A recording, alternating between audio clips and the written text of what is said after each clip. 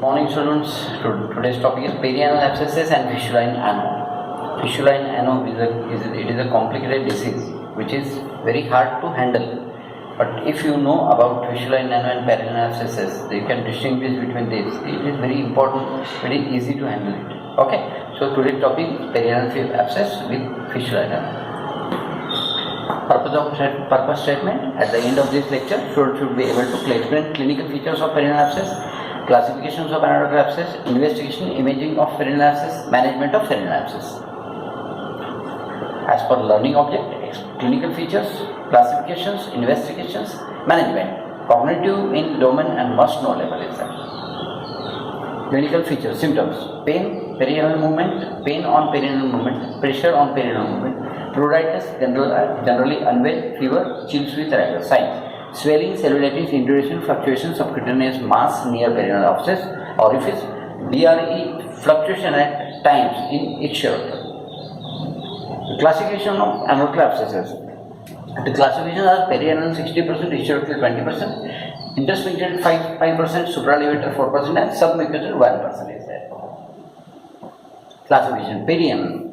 Pus underneath skin of anal canal do not transverse external sphincter. Ixchorectal, there is suppuration traveling through traversing external sphincter into ixchorectal space.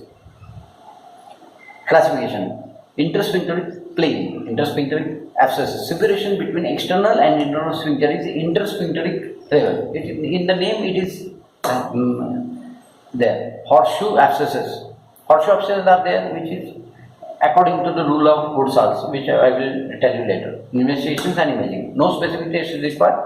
Patients with diabetes immunosuppressed will need to lab evaluation. Imaging role is only deep-seated supralevator and intersphincteric abscesses. The imaging are CT scan, MRI or anal ultrasonography. Management, mainly surgical, antibiotics in diabetic and immunocompromised individuals. Early drainage is indicated as delay can cause prolonged infection, tissue destruction, chances of sphincter dysfunction. The most important function is there. If it hampers, then the life will be mispromoted and it promotes fistula formation. Management, perianal abscesses, superficial ones can be drained under local anesthesia, incision, pus culture sensitive, packing with indoor iodophore gauzes, laxative and seed bath. Review with follow-up of 2 to 3 weeks to see for healing and fistula formation. Organisms culture is important. Abscess with intestinal organism have a 40% chances of forming fistula. Cultures growing staphylococcus species perianal skin infection and have no risk of subsequent fistula formation. Ixchoroidal abscess, general anesthesia, cruciate incision over maximum swelling. Management, pus drained and cultured, disrupt loculi, drain placed. Intersphincteric abscesses, transverse incision in anal canal below the dentate line posteriorly. Abscesses open, leave drain, prevents premature closure. Supralevator abscesses, location and etiology determine its drainage technique. Evaluation with CT scan and MRI. Abdominal pathology deal with cause. If extension of ixchoroidal abscess, ixchoroidal drainage through the space indicated. Anterior supralevator are superficial and more common in females. Transanal or transvaginal approach can be used. Summary: define perianal abscesses, explain anatomical anatomy, explain pathophysiology of perianal abscesses, etiology of perianal abscesses.